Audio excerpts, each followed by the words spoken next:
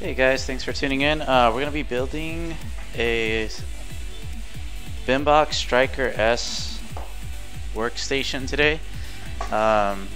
It's going to be based around the, make sure the cameras are okay.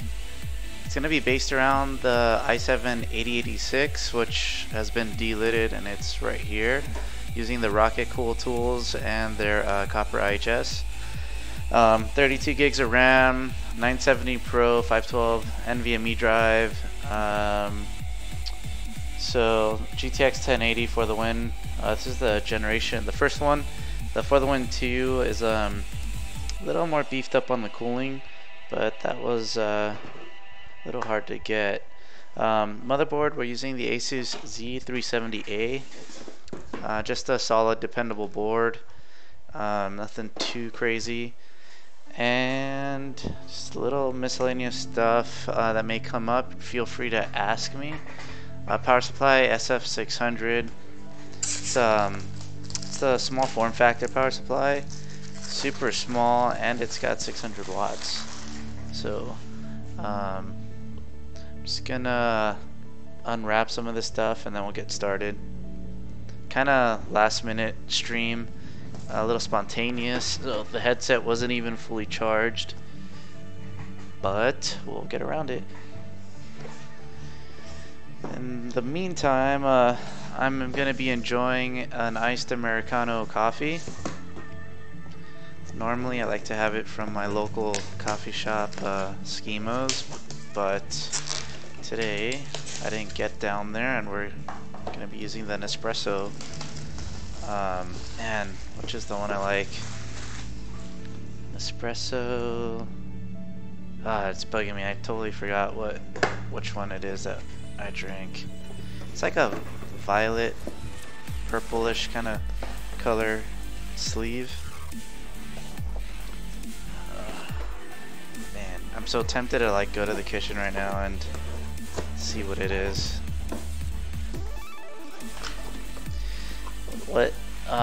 It normally takes me to build these off stream. I could do them at about an hour and 15 minutes. I anticipate today's stream will be around an hour and a half to 2 hours, and that's just physical assembly. When it comes to the OS install, we have an image. I made an image which I need to update soon. I like to make new images every month, but it's got all the drivers already installed and all the benchmarks and tools that I like to use. So that saves a ton of time.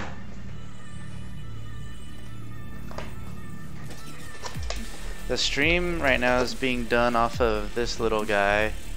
Let's see. I guess you can see it on the bottom camera. It's the K-Slabs BH2. I have an i7-8086 in there, running at 5 gigahertz on air thanks to the delidding.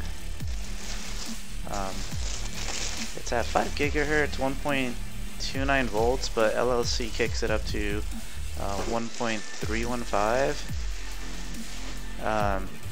It'll touch 1.32 very rarely.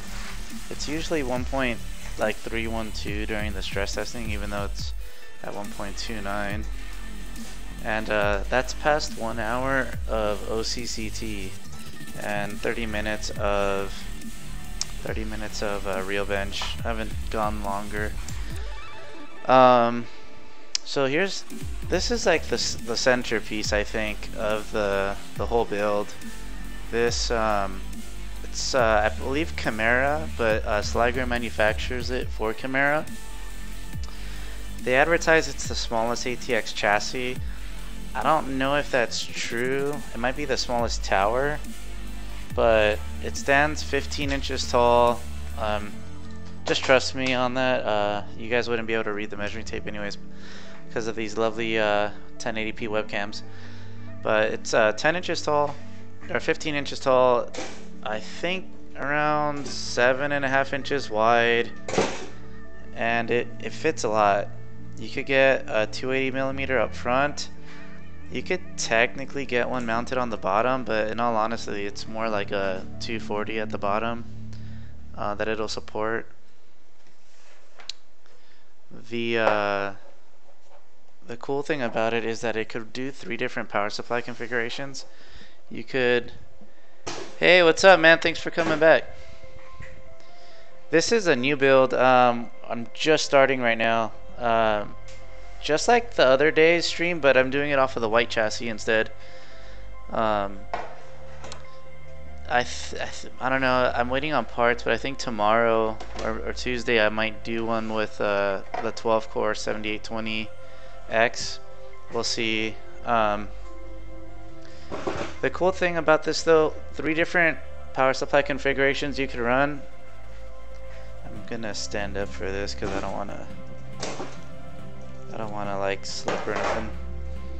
You could do rear SFX in the front or the back, and the coolest thing is it'll accept a full-sized ATX power supply. I'll get a little bit more into that when we get to the power supply installation. And that's the last thing I do. Although you kind of have to do that last in this chassis. I usually save the power supply for last on all my builds. It's usually the last thing I install. What's up, Eli? Thanks for making it, man. I'm glad you logged in. We're going to be doing a build in that Sliger chassis I tend to talk about a lot. I'd love to see something this size come out from Case Labs, though. I don't know, man. The BH2 is awesome, but I love towers. So it'd be nice to get one from Case Labs in this size. I'm gonna put this aside for now, and we'll build out the motherboard.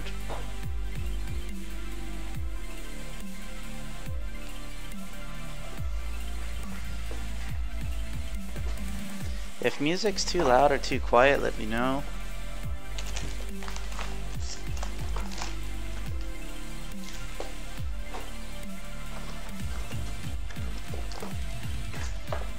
If anyone also has any questions about delitting or overclocking or anything, I'm an open book. I may not know everything there is to know, but if I can help you, I will. I build computers, and lately it's been mostly workstations for clients. I do gaming builds, though. They just seem to be less frequent than workstation builds. And I don't mind, guys, because honestly nowadays a workstation and a gaming build, there's really very little that makes them different. They're honestly about the same thing. The thing with the workstation, though, you're kind of trying to build more of a reliability aspect rather than like a show aspect. But if you could have show and reliability, why not? This motherboard has 2 M.2 slots. What I like about this motherboard is that one's here and one's across over here. Some of the Asus boards will have the standoff, so it'll come straight out. That's cool and all, and they advertise it's actually for cooling, which I could actually see because you're getting it away from all the hot stuff like the video card. But it visually like bothers me. It just doesn't look cool.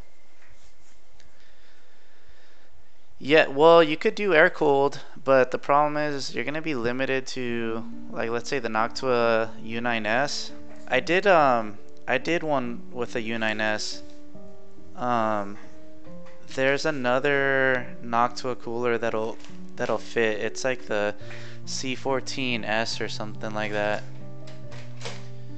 So I'm just gonna peel off the little film on this before I unscrew it.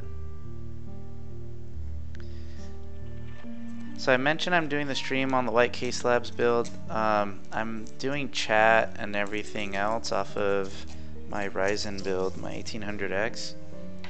I love that thing, but it's getting ready to get replaced. I was gonna do a 2700X, but then just spontaneously I needed to get a 7920X. And then I think I'm just gonna throw in a 7920X in there. I'll maybe go back to AMD when Threadripper 2 comes out. We'll see. Honestly, probably shouldn't spend so much on hardware I don't need though. So this actually has a thermal pad. So the one that's under this will be technically passively cooled from this heatsink. Yeah, it's something like 140 millimeters, but if you do air cooled, you have to front mount the power supply. So you'd be limited to SFX, which isn't a big deal. If you're gonna do like an X299 or Threadripper build, then you'd have to go water anyways. Silly, I almost forgot to put the standoffs in. This is one of my biggest tips for anybody building, is even if you're using one M.2 or no M.2 drives, screw in your standoffs so that you're not going crazy trying to find them when you do upgrade, if you do ever to an M.2. You don't need to get an NVMe drive either to use an M.2. Like Crucial, they have the MX300 and MX500 series M.2 drives. Western Digital has a few like SATA based M.2s. So I'd just go M.2 all day every day. I do everything I can to avoid anything over a SATA cable. Obviously I can't all the time, because sometimes you just need mass storage, but you could get up to like 2 terabytes. You know, the 970 Pro might go up to 4 terabytes, I'm not sure. I gotta double check.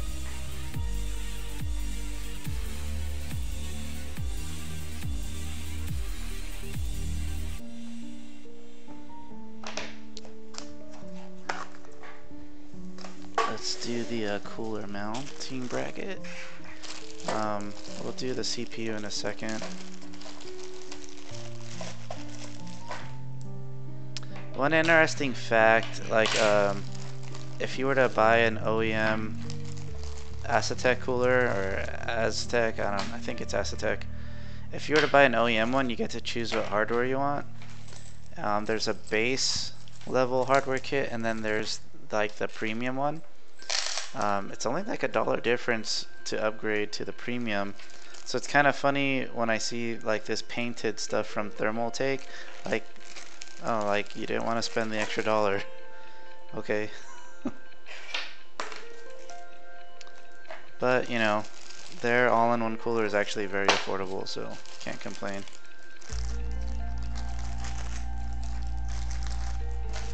The problem though with the OEM solutions is that they basically, you have to buy a minimum quantity. It's not horrible actually. Let's put this heatsink back on.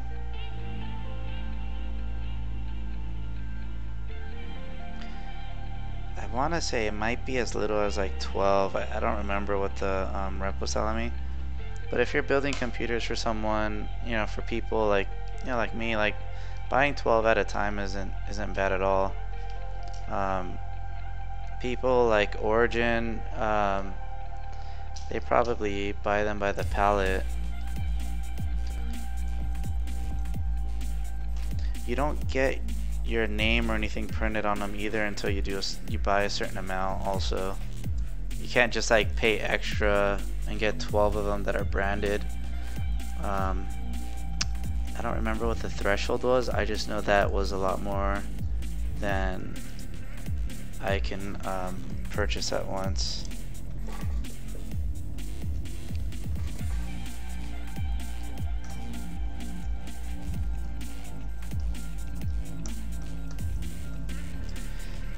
So one thing I've noticed online, there's a lot of hate over the i7-8086 K processor, and I don't exactly know why. I mean, it's a binned i7. Don't buy it if you don't need the binning. They didn't discontinue the 8700K. So if you're someone like me that like you want every megahertz you can get, I'll pay a premium to be able to get, as you know, that 500 or that 5 gigahertz or more. And from what I've seen too now, so I've overclocked 3 of them. No, I think I've done 4. No, I've done 4 now, and they've all hit 5 gigahertz under 1.35 volts. So that means you got headroom for maybe 5.1, 5.2. Someone was saying they could get to desktop at 5.5, but they couldn't finish their Cinebench run. That alone was pretty amazing. I think he stopped at 1.45 volts also.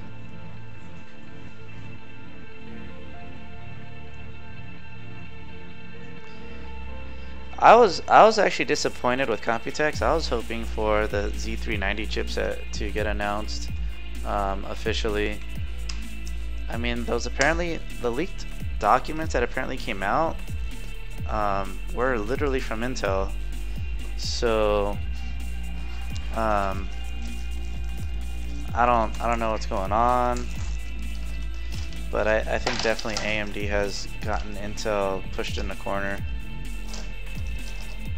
Like technically Intel still has like the best performance, but at so much more of a cost than AMD, and AMD's performance is extremely respectable. Like, I mean, I don't know, you know, like, well, unless you're doing like video editing, like, you know, Adobe, I'd probably still go Intel, but with the 8700K, but man, it's not like it's a black and white decision. It's like 2 years ago, you know, I wouldn't have even thought about going AMD on a build. Alright, let's drop in the CPU. Let's see. Yeah, dude, I would, just for guaranteed. I mean, I even did.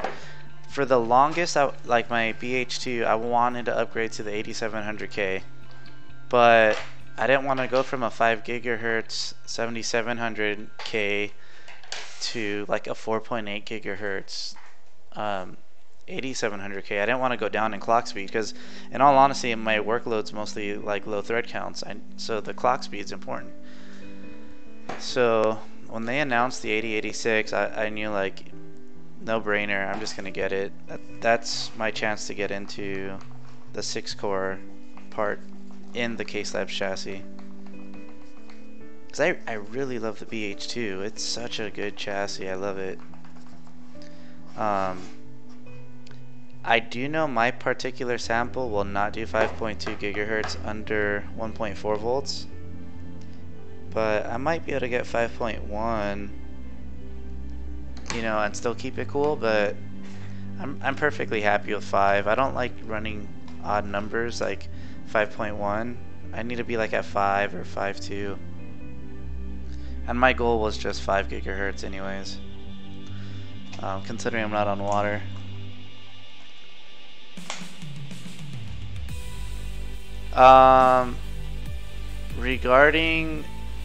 Regarding RAM, no, it's not a big enough jump. If you went from 2400 to maybe like 3200 megahertz, you'd pick up a few frames per second, or, you know, something like that. But going from 2400 to 2666, nope, not worth it. Oh, I forgot, you have the 1700X build. I would still say the same thing. Although Ryzen does respond to RAM a lot better than Intel. And if you go, yeah, but you're on the 1700X, right? You're not on the 2700X. I would honestly just stick with FlareX RAM, G-Skill FlareX. My 1800X. I've run that same kit on a 1700, 1700X, and 2700X, and the FlareX RAM just works every time, no issues. And that's the 3200 megahertz 14, 14, 14 It's like 32 or 34. Really, really fast RAM for all the issues Ryzen was having. Like, it was amazing. It worked.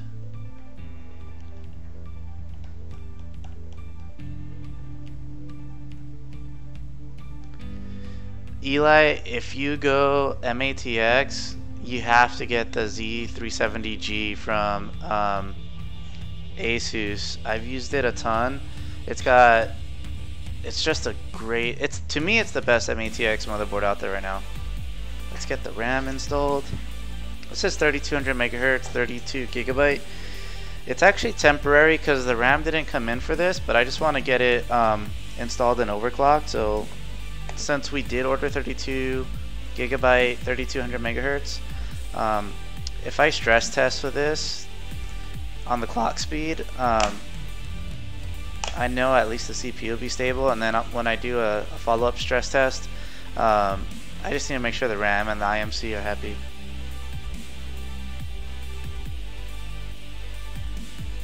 Yeah, no, all you need to do is run the XMP profile for your RAM.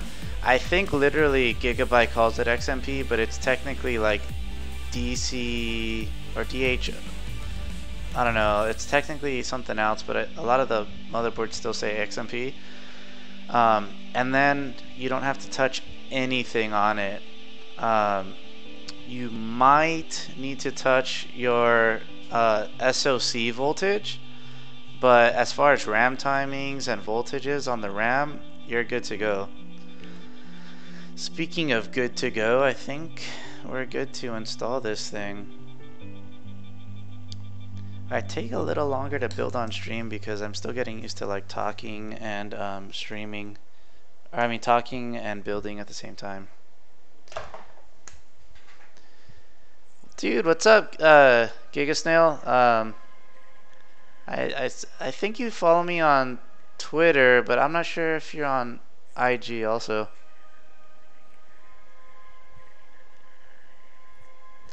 Yeah, Asus Z370G is their microboard, and I've used it.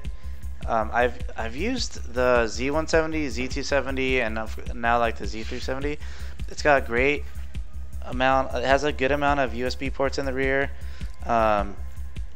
It's got Wi-Fi. It's got dual M.2, and it overclocks well. I haven't had issues overclocking on it. So the most important thing to do, guys, is to get your rear I/O plate installed. This Asus one has these little grounding tabs. I always bend these out a little bit because there's no way like you could get the motherboard in without bending them. I don't go too crazy because you still want them to touch. But you can kind of see I bent them, and I just want them more aligned. Where are my camera angles? There we go. So let's get this installed. What I'm gonna do next is cable manage the front ports. Like typically with my cable management in any system, I'm doing the front. I do the front I/O ports first. All the small cables, I do that first, and then I'll do the power cables.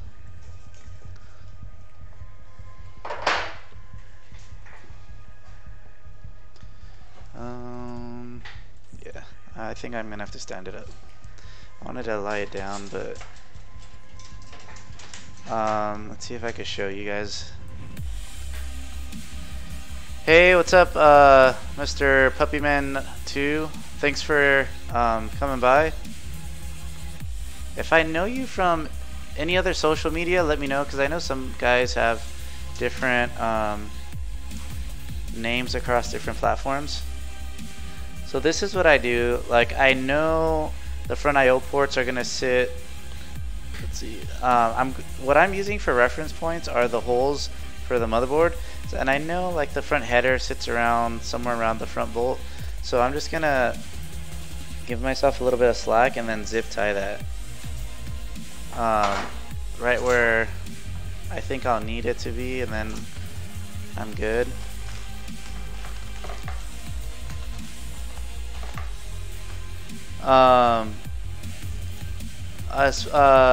Maestro,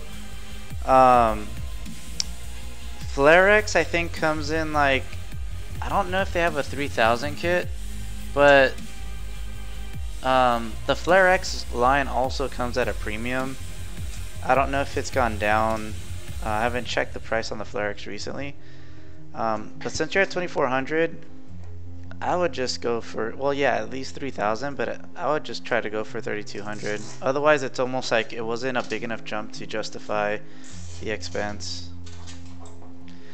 That said, in all honesty, you will probably not perceive a difference, but I think like Hardware Unboxed or someone on YouTube did some before and after, and you know, for gaming, it actually improved gaming performance, switching the RAM up.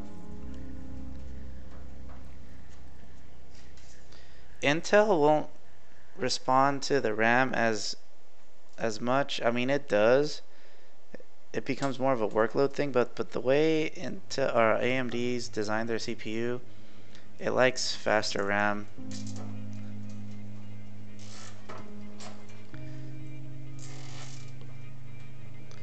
So now I got this point zip tied. I'm gonna get the USB 3.0 out of the way for a second. I got this end zip tied and I got this end zip tied, and I have some zip tie holes in the middle, so now I'm just gonna take up the slack. I'm gonna like kinda bend them around a little and then zip tie them so it's all nice and tidy. And you could do this with the motherboard installed, but it's always easier without it. And another thing I do is I make sure the zip ties are all going in the same direction. It's just like a, I don't know, I guess OCD thing. I don't know if that's the correct. I think OCD gets used a lot in the PC world, but it just bugs me if they're not in the same position.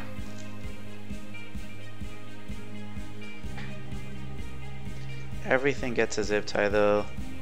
Fans, everything.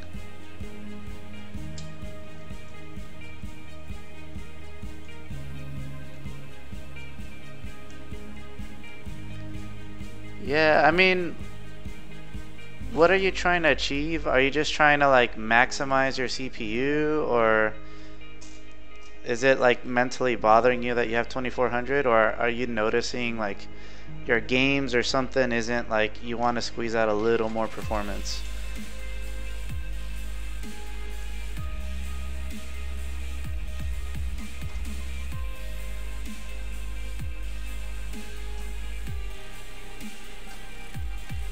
Cool, we should be good. Let's cut these zip ties, and then we're gonna do the USB cable next.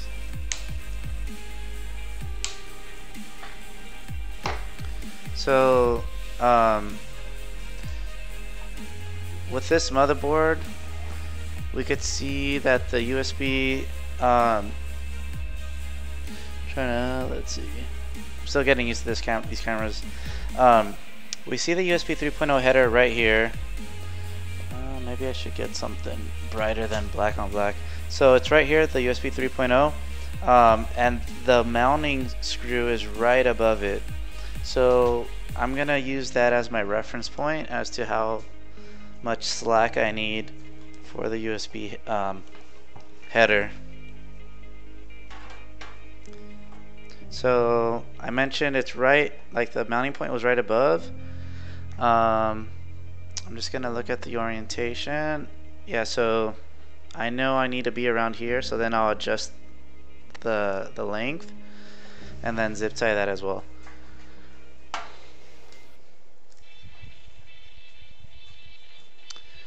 The reason I'm asking Maestro how you feel about the system, because so for 16 gigs, I think you said, For some reason I feel like you said you might have had 16 gigs of RAM. So 16 gigs of 3200 megahertz, I don't know, current pricing right now, I don't know if it's around maybe 180, 200. You might get better bang for the buck upgrading something else. So let's say you want better gaming performance. Instead of spending like 200 bucks on RAM, and let's say you have a 1070. Instead of spending 200 on RAM, I would spend the 480 on a, say like a 1080, and you could resell your 1070 to help make up for the upgrade cost. That's kind of like my logic.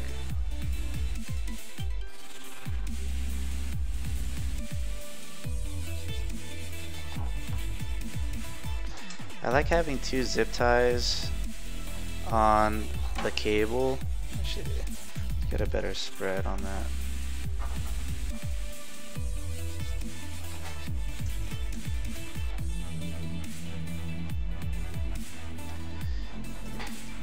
Yeah, so for sure what I would do, if you're trying to chase better gaming performance, I would upgrade the video card instead of RAM. 2400 megahertz RAM will not be worth it with that video card. Now the 1050 Ti is a good 1080 video card, 1080p.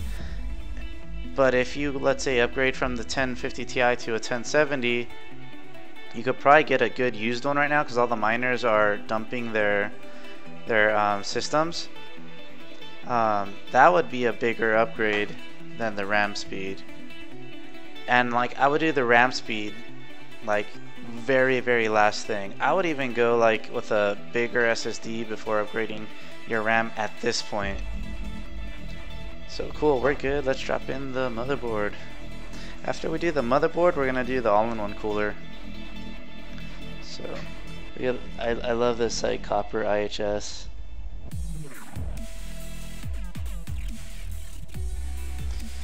So let's get this guy installed here. We're gonna make sure those pins I bent earlier are, this is like, I'll show this because this is another thing, like this is almost as bad as forgetting to put the rear IO cover. Let me just get one screw in there and then I'll show you guys.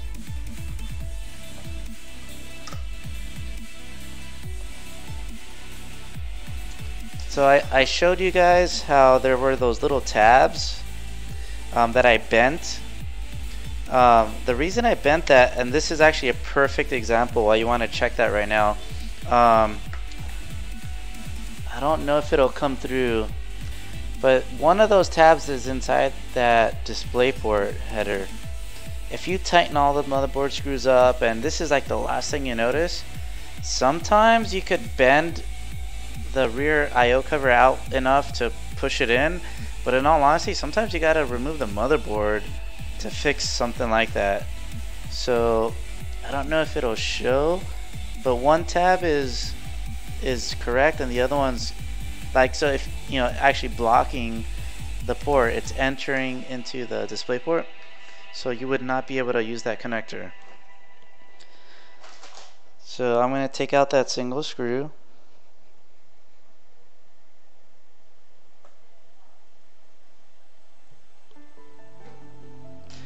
Oh, did you end up deciding on how those builds were gonna go? I know you mentioned you had two different budget builds. Somebody just emailed me today for a gaming build, so I gotta see if I could do something with the budget he has. I have to read the email. I think the budget was 1800. And I think he wanted like a 1080. Sadly, it's funny because like if it was like 6 months ago, $1,800 budget with a 1080 in mind would have been impossible, because that probably would have been $1,000, you know, or just out of stock everywhere.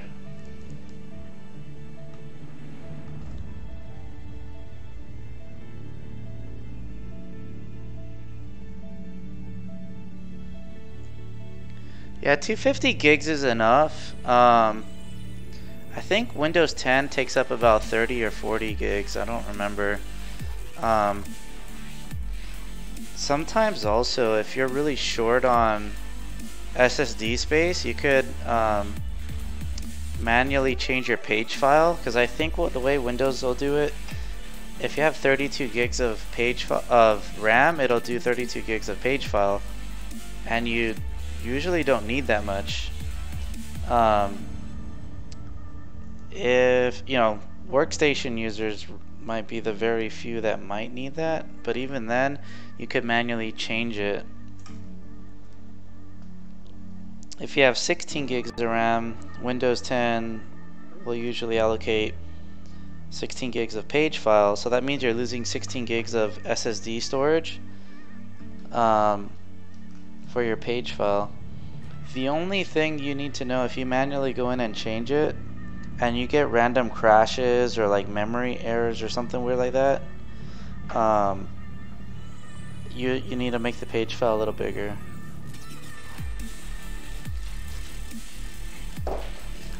And on client builds, I normally don't touch that because of the custom aspect of it. Like, I'd rather Windows do its thing so that it just runs, smooth. I don't want them to have to call me one day like, hey, I'm trying to get this project done and it's crashing. But that's a way to save SSD space.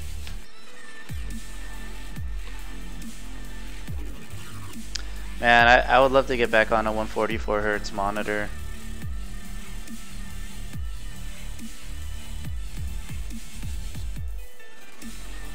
Yeah, 1600 bucks, you could do a 1080 build. Hold on, I'm gonna drink some coffee real quick.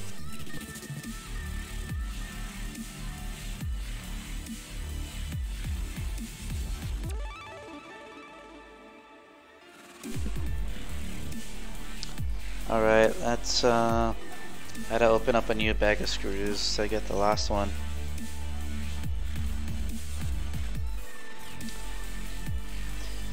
Maestro, do you do overclocking for your clients, or do you kind of just let them worry about that? There's a couple of things about that.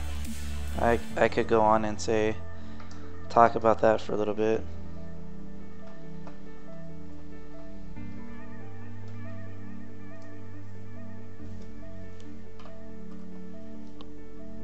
Gosh, it's like 81 degrees in here and 40% humidity. I have a humidifier in here running because I live in Las Vegas and it's very low humidity, and I'd rather build in a more humid than 25% environment just to prevent static.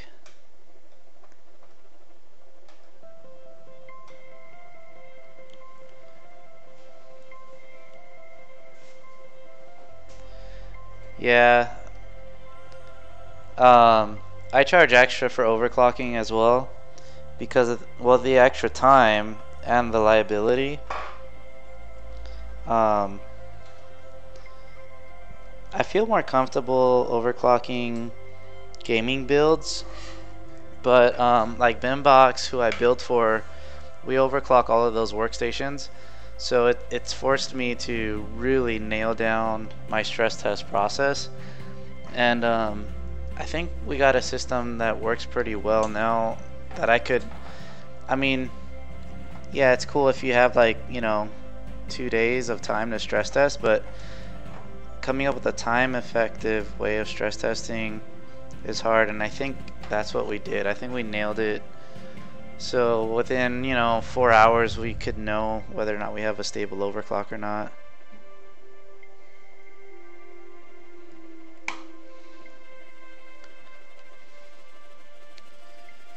Okay, I'm just gonna double check these screws real quick for the motherboard since I'm like talking and building. I want to make sure we're good. So far, here we are. See, okay, it's showing up. Now what we're gonna do is the cooler. We're gonna front mount the 280mm. We're doing it in a pool configuration, so meaning pool will be that you'll have the radiator here and the fans will be behind it and it'll be sucking in air. If we mount the fans first and then the radiator pushing air in, with the way these vents are, you'll get a really nasty high-pitched noise. These vents are cut this way because you can mount hard drives to it. But otherwise, I wish they were bigger to avoid getting those weird harmonics. It's just, it kills me. And it starts making the whine at like anything around, I think it was like around 1,000 RPM. So I mean, that's kind of sucks when you have like a 2,000 RPM fan. So to make my life easier, we're gonna build the fans and everything right here, like put them all on together. This is another thing actually that didn't show up on time, is the fan splitter, because I like having them both off of one header. So I have a spare, thankfully, but it's not the one I normally use. Be checking chat right now. Let me just get my screws.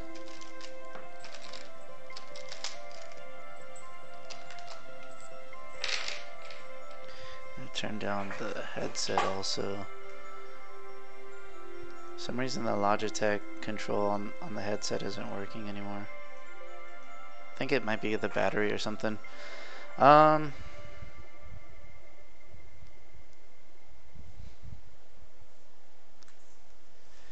see what you mean. Yeah, the way I do it is, where did my fans go? There we go. Over here.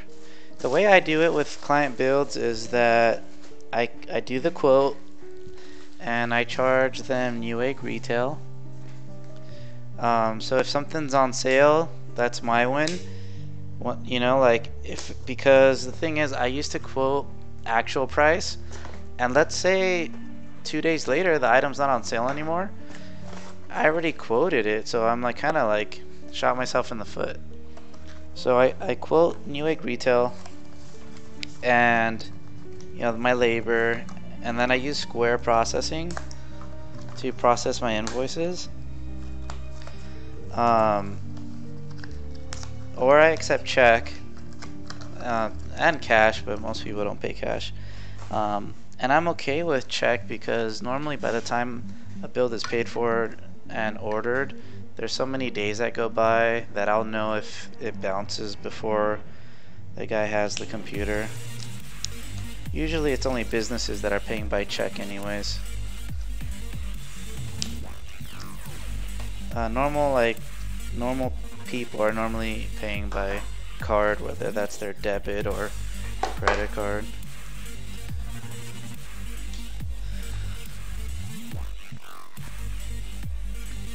Yeah, with DC powered fans, I technically don't like using splitters, but if they're PWM fans, I love using splitters, but I try to keep it at like 2 fans per header. I mean, you could do 2 DC fans per header, but the control of the fan speed's a little, it's not as precise that way. Fantex makes some very affordable PWM fans though, if you need affordable PWM fans. I personally just like the better lower speed control with PWM.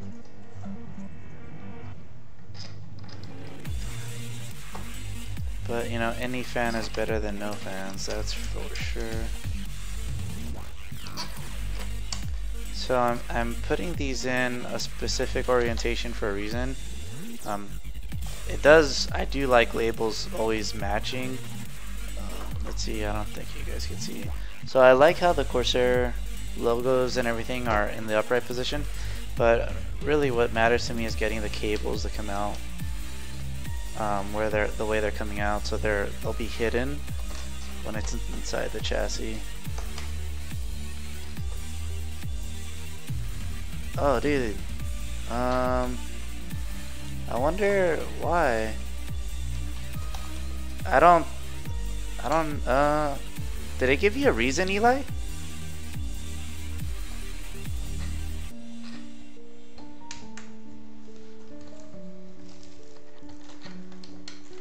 Let me see if there's something I could do.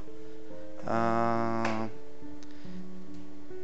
I see. Okay, 6,900K. Huh. Let me see what I could do. I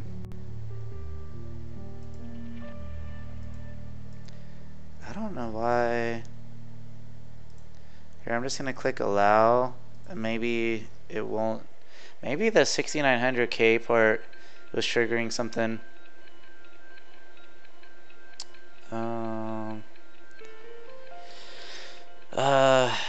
So that would be going from the 6 core to the 8 core. You know, man, honestly, I would ask Owen. Yeah, I just allowed them. I don't know why it triggered a block, but it gave me the option to allow or block it. The 6,900K, you're not going to get the same overclock. Your 5930K is such a good overclocker. I don't know if you would gain much with the 6900X or the 6900K. The 6950X might be worth it. But like Owen, I think only got 4.4 gigahertz out of that one he bought, and I don't know, there was some IPC gains, but aren't you like at 4.8 gigahertz?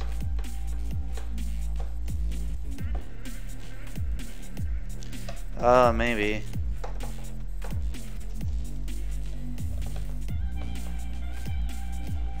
Yeah. Well, you know, he has Bimbox was gracious enough to sell him that thing for 300 bucks. I spoke to the owner. We had one sitting there. We technically have two, but I don't know if he'll sell both for that price.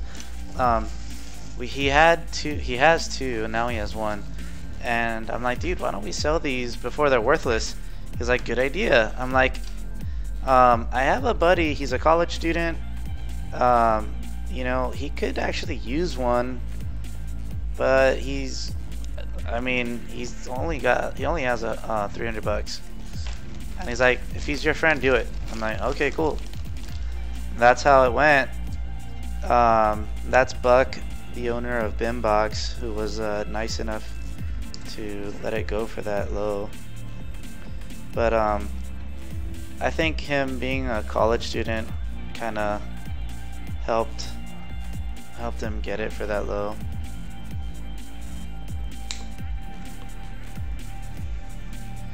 Yeah, dude, he really scored. So you're at 4.6. I think 4.4 would be equivalent to 4.6 on Sandy Bridge E. So you would have to get at least 4.4 to have similar IPC performance, or you know, single core performance. I don't know, man. Honestly, you're probably better off going with the 8700K. And when I say 8700K, actually, you know, 86 too, whatever. Let's see. Trying to get these all lined up. So what do you Cinebench at right now? 4.6. You're probably around like 13, maybe like 1300. Or was that closer to 14? It's been a while since I've benchmarked like a 5820K or 5930K.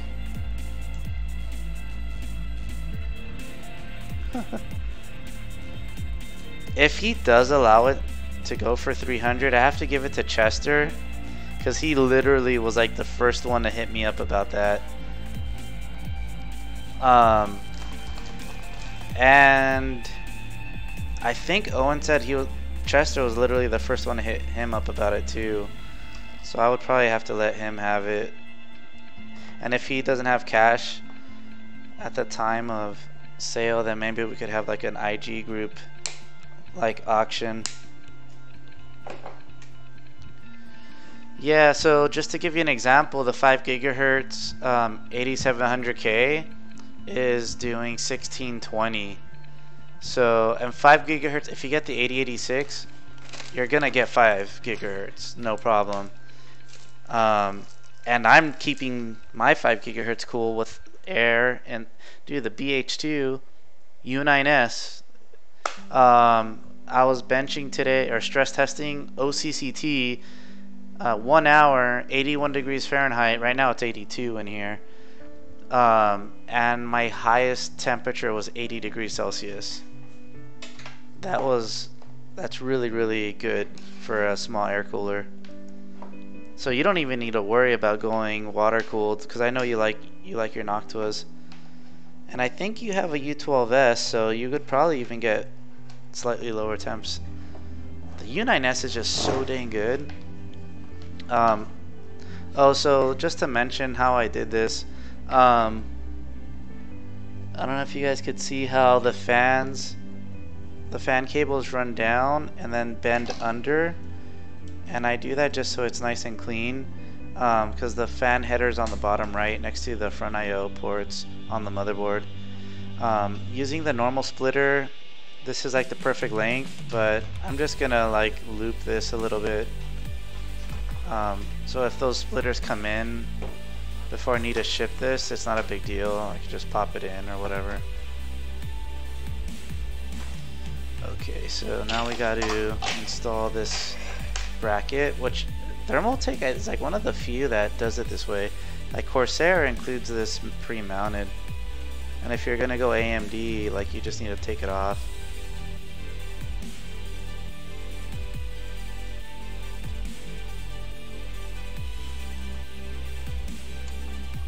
Dude, the X99M WS board is so good.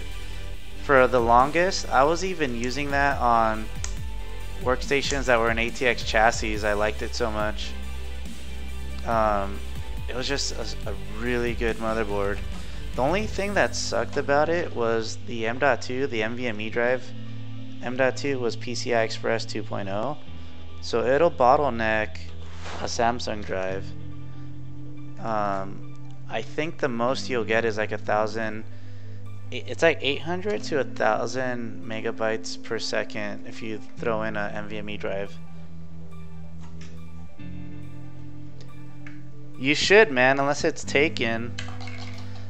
The only guy I could think of that with a name like that would be possibly the guy on PC Part Picker with the Noctua case lab build. That dude, he painted the chassis. He painted everything like Noctua colors, but he did it so tasteful. It was like Noctua needs to like have him do a build for them. Just mounting the all-in-one, and I just do the screws a little at a time. I usually do like an X pattern when it starts getting snug.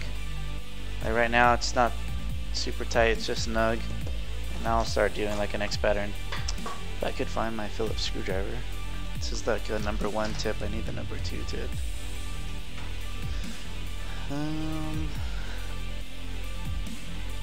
Of course I can't find it on stream. That's why I have a red handle on it, so I don't lose it. Dude, what the heck? Oh, it's way over here. Why were you over there? Alright. Yeah. You know what's cool too is the raid cards are starting to get popular. Where you could get like a 16x raid card and do 4 M.2s. You don't even need to do them on raid. You could, but you could just do the just a bunch of drives option, the JBob, if you don't want to raid them, which I wouldn't see the need to rate NVMe drives personally, because I mean, unless you're a content creator, but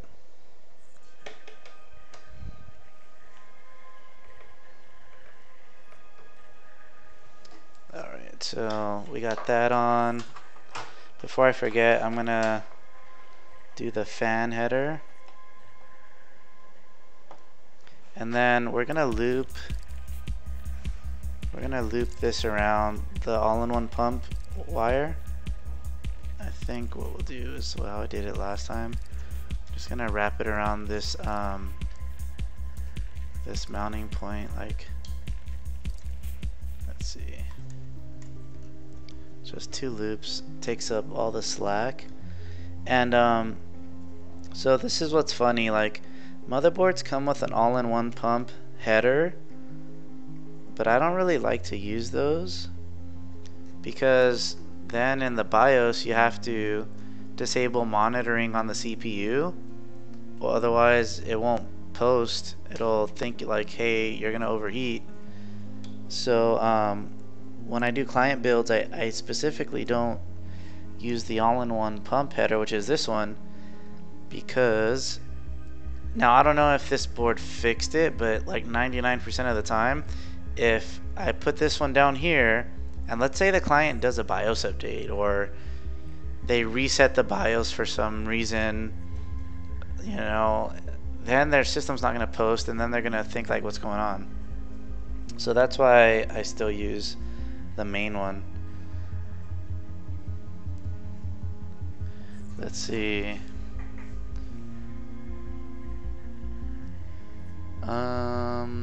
Bubbles.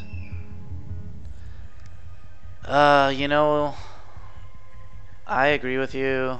I used to reinstall Windows on my personal system all the time, like once every like 3 months or something.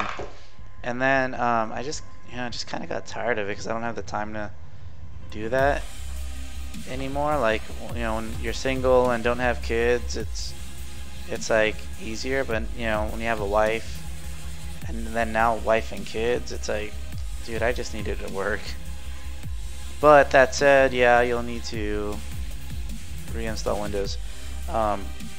Technically you don't need to, man. If you want to just get the hardware installed and then save it for a date you have more time, you could do that. You know, you just install the chipset, drivers and everything. Windows it'll work. If you start getting random issues, then yeah, hurry up and do it. But unlike my test bench, I've you know, swapped between processors, like families, and it works. But if you're doing mission critical stuff, then like, yeah, you have to just do it immediately. But the only thing I would say you might want to wait for is to see if like Z390, look up Z390 rumors, because I think some new stuff just came out, and they're rumored to have like an 8-core version of like the 8700K, so that could be really interesting. So if the 8086 is like 425, you know it's gonna be, man, knowing Intel, it'll probably be close to 600, but you know, or maybe a little over, but 600 for an 8-core would be amazing.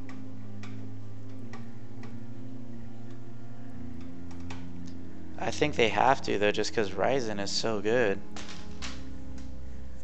Alright, so we got the cooler installed, we got, you know, the pump plugged in, the front fans are on this header, which happens to be like an M.2 header.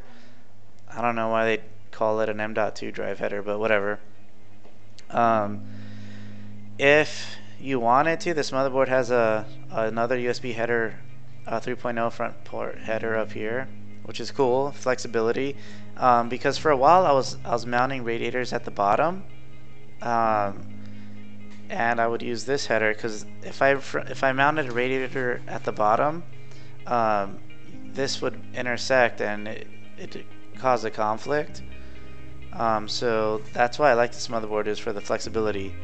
we're going to be doing a dual P5000 Quadro card, and I will not be able to mount the radiator here because the Quadro cards, the power comes in from the side here. It doesn't come in from over here. It comes in from this way. So we're going to have to bottom mount the radiator. It's going to be a complicated build, like a jigsaw puzzle. Alright, enough rambling. Let's do a video card. We're going to do video card. Yep, video card's next. Where's the... There we go. I don't know if any of you guys have this problem, but like I have like a million of these, like the CPU covers, but I still hate throwing them away. I'm that way with like weird random stuff. Like the CPU holders, I'm so glad I kept like every single one of these from like all the builds I've done, because now that I do D-lids, sometimes clients send me their CPUs literally in like a Ziploc bag. So then I have them now. I can ship them back with those.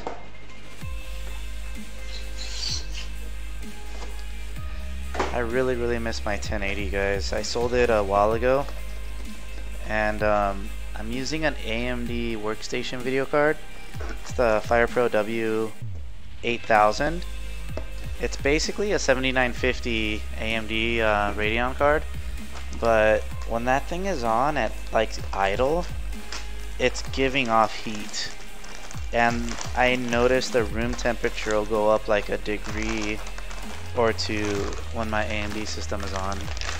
And I think it's mostly the video card, because it's like literally dumping heat. So I always take these ports off. I take them off because I want clients to know these exist, and then with the ones I take off of here, I plug up the ones on the motherboard.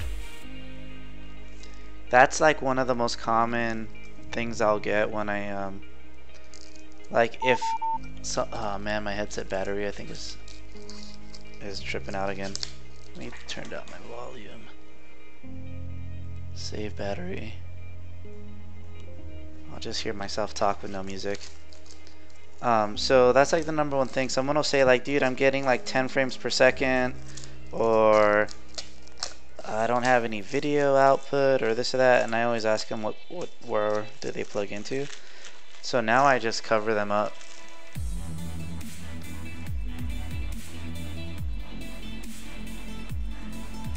Oh dude, believe me man, I'm like right there with you. If you have the money, dude, if you have the money, the i9 7920X is a beast. I used to love the 7900X 10 core, but the 7900X, dude, runs so much cooler. It's literally cooler to, it's easier to cool than the 7900X. And the main difference is the die. I'll just show you guys because I happen to have one right here.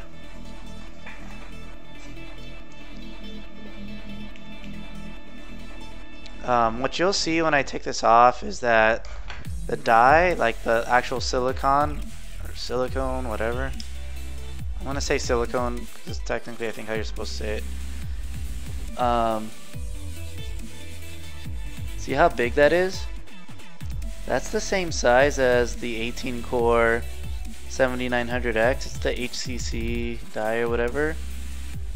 The 7900X has a much smaller die, so there's more heat coming from a smaller die, and I think that's why it runs hotter. But the 7920, dude, without delidding on a 280mm, I was at 4.5 gigahertz. I think I was only like 82 degrees. And then delidding it, dropped it like another 8 degrees Celsius. Although I think I'll get more. I should have gotten like more like 10 to 15, but I was trying a new thermal. I was trying a new liquid metal. It was like the Cool Labs Liquid Ultra 2 or whatever it is. And I think you could only get that from Rocket Cool, but so far, Liquid Pro is still my favorite.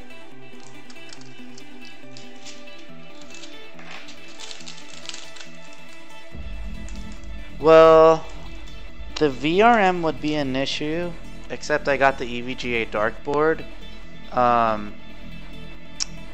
ASRock has an MATX X299 board, and that's probably the way I would go. I believe they have the same heat sinks as their XE lineup, so you should be fine, especially since you have really good case fans. Like, you have the brown Noctuas. I think the brown actually makes them work better than their black ones. That's a joke, but I don't think you'd have an issue. I have seen the VRM's throttle at, so we've done a few 7900X builds in this chassis. I've seen the VRM's throttle at like trying to push 4.5 gigahertz out of a 7900X. So 1.2 volts. So I guess that'll lead me to another conversation. Regarding the VRM throttling, you really, I think, need active cooling. Like, you need a cooler on the VRMs for, like, you know, most motherboards. It's like, dude, they're basically using the same size cooler as this motherboard. It's a little bigger, but it's a block, so it's not really a true cooler. It's okay. There's no fins. I don't even want to get on this rant. I hate most coolers, VRM heatsinks on X299. But that said, the X299 Dark is awesome, and since you're MATX, the ASRock X299 one should work. What I'm trying to do to this thing, though, what I'm gonna do to make the i9s work, I'm planning on going, instead of using an ATX power supply, which I have been doing, I'm gonna go with the SFX. I'm gonna run two of them. I'm gonna run one 600 watt for the CPU, and then the other 600 watt is gonna be for the Quadros. And then I'm just gonna tap off the same motherboard signal, so it'll trigger both to power on at the same time. And that way, that'll have enough area exposed where I could run a top mounted fan, because you could run a 15mm thick fan up here, and that I think should solve my problems. And I'm gonna literally try to get 4.5 gigahertz on a 12 core in one of these with two Quadro P5000 cards.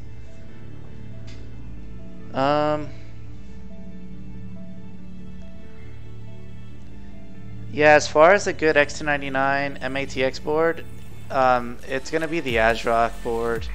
MSI has one, and I think EVGA has one, but I think ASRock probably has the best complete setup. Dude, I think they literally even have like 3 M.2 drives on that thing.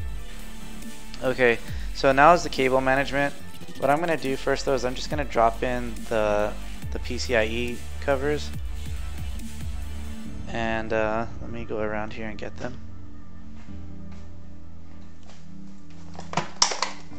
Drop the mouse, not good.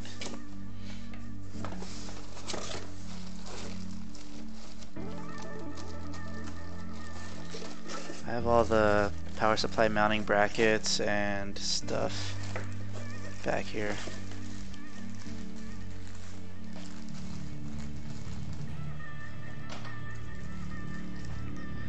Let's just cut all of these all at once.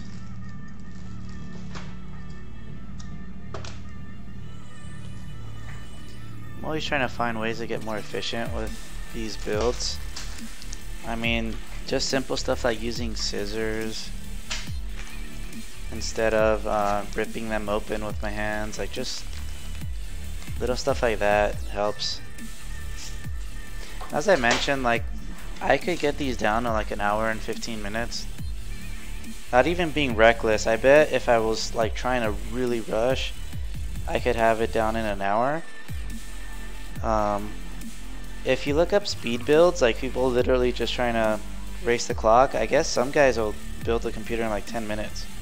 But obviously they're not doing like cable management and stuff like that. And I'm not gonna build a, you know, expensive computer that quickly either. It would be irresponsible.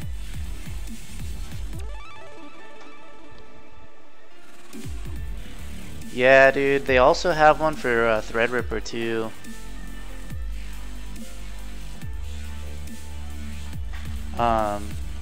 Dude, you know, ASRock even has an ITX board for X299. I don't know what happened because Asus used to be that way. Asus used to really like do like crazy designs, and then they've gotten pretty conservative. I mean, it kind of bugged me too that they dropped the Maximus Gene branding on MATX, and now it's just the Strix. That kind of was a bummer.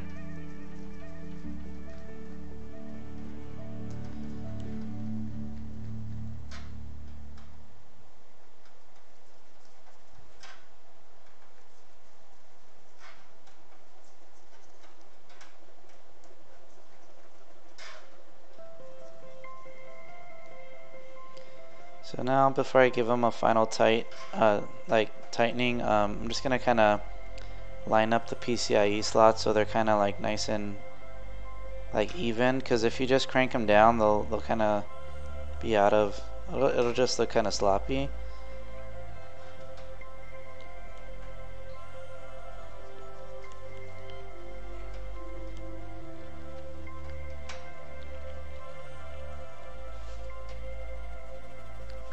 What's up with this one? Try a different screw.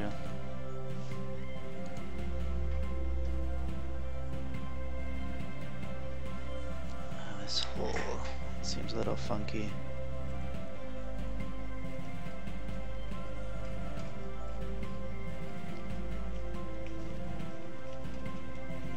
Yeah, I might need to like tap this one later.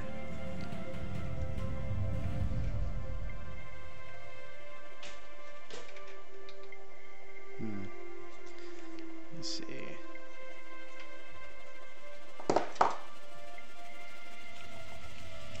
There we go. Just what was going on, the metal was bent a little bit, so I couldn't get it to line in properly. But we're almost done, guys. Cable management's gonna be real easy in this one, and it'll be fun for you guys to see, because like it'll be easy to duplicate the way I do it. And there's a few little tricks in how I do it.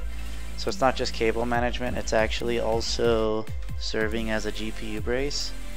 And you could do that with MATX and ATX builds too, but usually it's a little, the runs are usually longer in those kind of builds, so the cable doesn't always provide much support. Okay, just lining up those brackets better. You mean like no MATX on X299? I would totally agree with you.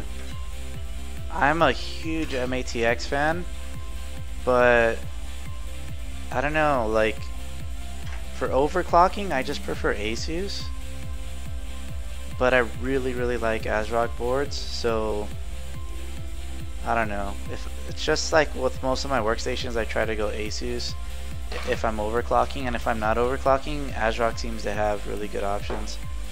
So let's get the power supply out. Where is the power supply? These are the empty ones. Oh, here we go. Let's put some stuff away. Oh my gosh, it's so hot in here. I bet my wife probably turned up the AC out there. This is like the hottest room on the first floor because of all the computers, and it might feel comfortable out there at 80, but I guarantee you it's probably at 80 degrees now instead of 78, because that's the only time this room will get up to 82. That's when the thermostat's set to 80.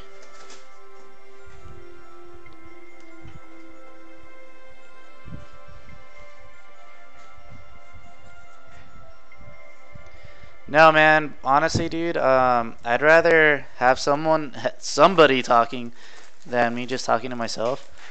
I'm perfectly cool with people just hanging out and watching, but it's easier to stream when someone or many people are in the chat. ASRock BIOS honestly looks just like Asus. Literally, like, they share the most in common. EVGA, on the other hand, is like very different, but it's growing on me. After getting that dark board, you know, now I have to learn it because it's, you know, my bench board. It's growing on me. I actually kind of like it. And then now, as EVGA is going to be implementing the built-in Prime 95 testing, so you could technically stress test the CPU without ever installing Windows now. Or like, so I don't know if they're doing that through a live instance of a, like, I don't know if it's gonna like boot to Linux and run it, or if it's, I don't know how they're gonna do it. So another reason I mentioned I try to get efficient. I don't untwist the zip ties, I just cut them off. Don't need SATA or Molex. Here's the funny thing with SFX or SFF power supplies. It's a 600 watt with only one 8-pin EPS. Like, that's the 8-pin motherboard. Okay, cool. It's only 600 watts, but Silverstone has an 800 watt one, and they only include one 8-pin for the motherboard. I think Owen mentioned you could always use an adapter for the PCIe, and I would agree, but it's an 800 watt, like, it should have it. And their power supplies are not cheap. They're awesome people. Silverstone's cool. I met them at CES. They're cool people, but I'm gonna call them out on that next time I'm at CES, like next year. Yeah, hit me up if that's the route you want to go, because I was unaware that this wasn't their public pricing, but I could get the 7920X a little cheaper than like Newegg and stuff off of Amazon's business site. I'll tell you what I paid for mine. Actually, I mean, I got mine for 900. Actually, before I do anything else, let me get this thing installed.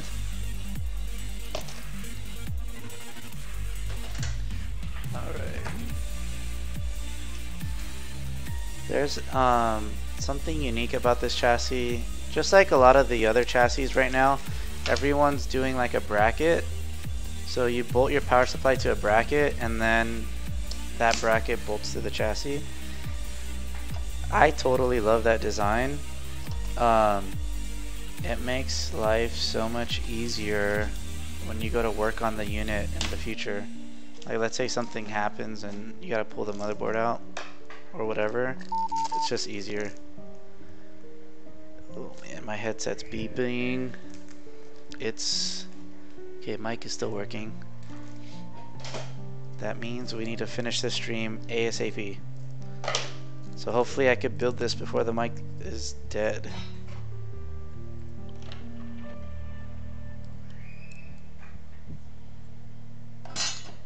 Yeah, and even without the D-lid, man, it's like honestly, it doesn't really need to be D-lidded, but I would D-lid it anyways, because if you could get an extra 10 degrees cooler, why not, you know? I dropped a screw and it like landed in my shoe.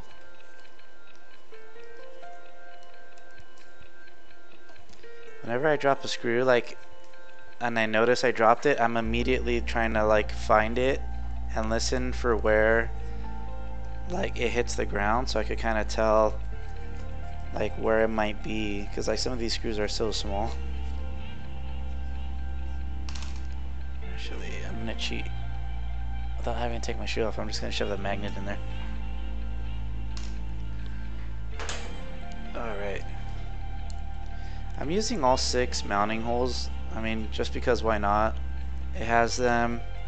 Why not use them? But you don't need to. I know I mentioned that on the last stream if anyone's watching again. I'll be streaming other builds too, it's just right now I only have these to do.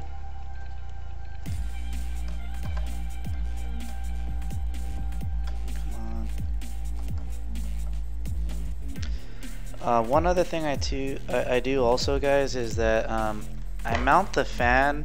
So a lot of people mount it this way, so the fan draws in cool air, which is cool, but I mount it the other way, so it helps create circulation. And also, I use this Thermaltake cooler specifically for these hoses because they're easy to bend. Just because those, like the Corsair ones, for example, they're so stiff that they just wouldn't work in this one.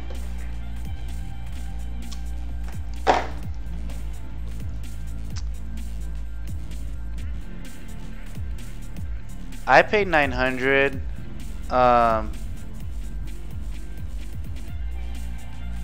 Oh shoot! Did the stream cut out? Still okay. With Fry's, they offer price match. Your price match guarantee. So see where what you could find it for online, and go into your Fry's and tell them like, hey, Amazon has it for this. They'll pull it up and verify it, and you're good to go. Like they would even price match Micro Center. So if you have a Micro Center nearby, do that. But if it's like, if you don't have a Micro Center in your state, they will not price match, because Micro Center on the site says in-store only. The other thing I've heard some guys doing is they'll go to Staples, and apparently Staples might price match Micro Center. So if you just order from Staples online, I don't know, ask Owen in the chat, the Instagram chat, because he does something like that. Alright, so now we have it mounted. The 24 pin, I screwed the, I plugged that in already. I'm just gonna plug in all of the cables. And then when I do the video card ones, I try to put my hand behind the video card, so when I push it in, I'm not putting all the pressure onto the PCI Express slot. Alright. This is a dual 8-pin video card, so we're using all of the video card cables. And then now the EPS, which is that 8-pin on the motherboard. Some motherboards will have like 2 8-pins, some will be an 8+4. If you have an 8+4, you'll be fine with just this cable, the single 8-pin. If you have an 8x8 and you're only on like an 8700K, you could still get away with only using one, but I wouldn't do only the 8-pin if you have like a something like X299 or X399. You know, which is a Threadripper build or a Intel Skylake X, just because those will actually use a lot of power, and you'll want it to be able to grab extra power. So I kind of bent the cables down so it's like at an angle like this, and I'm gonna get the video card cables and kind of line them up the same way. And now I'm bunching them up, and then what I'm gonna do is I'm gonna put a little bit of pressure on it so the video card is kind of being supported by those cables as well. And I mean just barely anything. Don't get carried away with it, because you don't want it to have a negative effect on things. The goal is just to like prevent sag.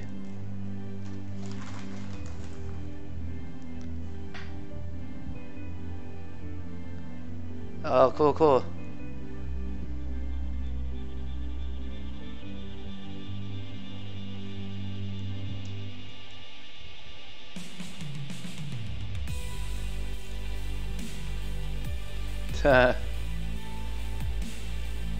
Alright, Eli, well, if you gotta jam out, no worries. I'm practically done, man. So all I'm mentioning is like a little bit of tension on the cable to help act as a GPU brace, but nothing too crazy because you don't want to have a negative effect. And then I just loop these around and connect them in the back. This power supply has 3 connectors back here that these could plug into. I'm using the 2 top mount ones, and then I'm saving the bottom one back here for the actual EPS, the 8-pin. So this will get looped around and it'll go connect to the power supply on the back here.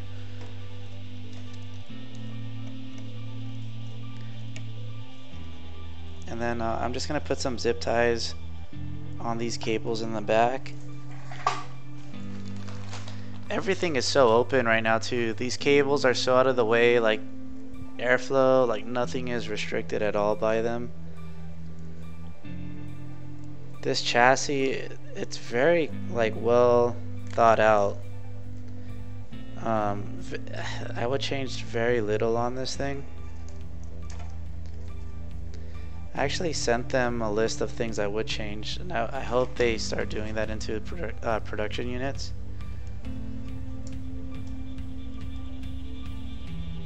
But even if they did none of them, it's not a big deal, because I mean it's a good chassis. I can't wait to do that i9 dual quadro card though. It's gonna be a little bit of a puzzle, but it'll be fun. Alright, we're just gonna cut the zip ties and this thing's done.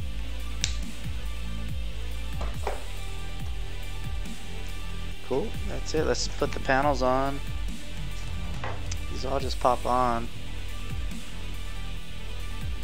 Yeah, dude, that ASRock X299 is awesome. And these hoses are perfectly fine because they flex so nicely. We're good there. Oh, the last thing I gotta do is zip tie these front cables right here. Let's see.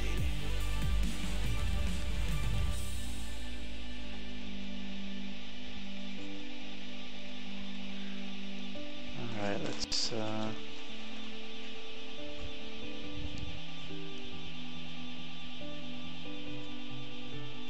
what I might do for the next stream is the delid on that 7920X. It's already been delidded, but I still gotta clean it up and apply the thermal compound and all that good stuff. So there's still, most of the delid process still needs to be done.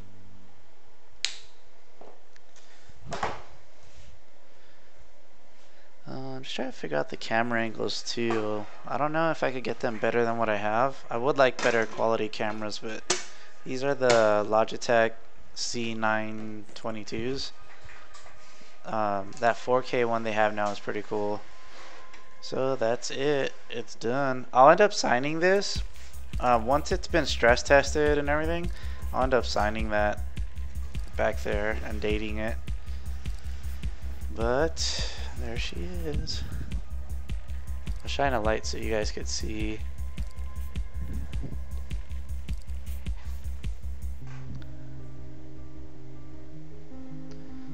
So pretty clean. You know, we could add another video card. You could bottom mount hard drives. They sell the brackets, so if you wanted to do like a 3.5 inch or 2 of them, I think you could do 2 high. You might need to be careful with this cable, but for sure you could easily fit one 3.5 inch down here. This bracket technically will accept drives also. Let's see.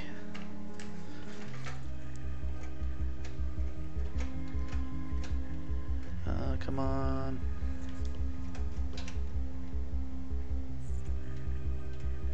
Of course, there we go. So it's not screwed in, but this bracket, so you could probably, even with the cables where they're at, you could probably get a 2.5 inch up here. That swings out. There's been talks about doing one for down here. I don't know if they're, you know, we kind of spoke about it. I don't know if they're going to though. But awesome chassis. It's a Sliger Cerberus-X. It's about as pictured. I think this one with the window option is like 270.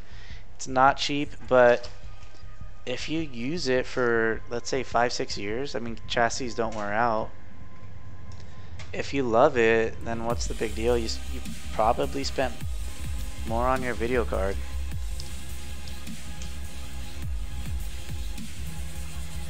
Alright, Eli, see you next time, man. Go work on the honey-do list. I'm gonna have to do that soon. My wife wants me to cut the boys' hair after this. I'm not a barber, so yeah, the boys normally don't like that. I'll just put this panel on so you guys can kind of get the full effect.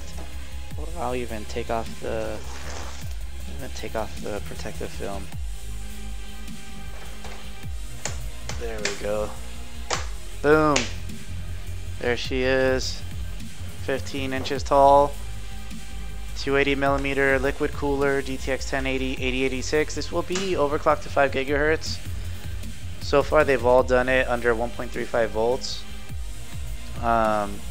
Basically what I do for these systems, I set it to 1.35 volts and I go in and I go straight for 5.2 gigahertz.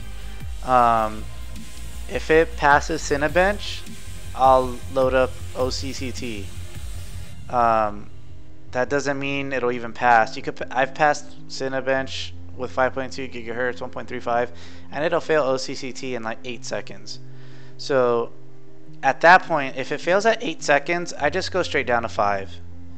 If it ran for like 12 or 15 minutes, then I'll go down to 5.1 and then I retest. But I need to get 1 hour out of OCCT before I move on to the next stress test. It's still a little bit experimental. I might end up trying something different. So which camera should I look at? I'll look at this one. But overall, guys, this chassis is very well engineered, and I hope you guys enjoyed the tips and me rambling on about how I build these. For this one in particular is for Bimbox. It's their Stryker-S. Bimbox is focused mostly on architects, engineers, and construction. And, hope you guys enjoyed it. Any final questions before I cut the stream off? Feel free to throw them in there. Otherwise, thanks guys, and I'll catch you guys the next time. See ya.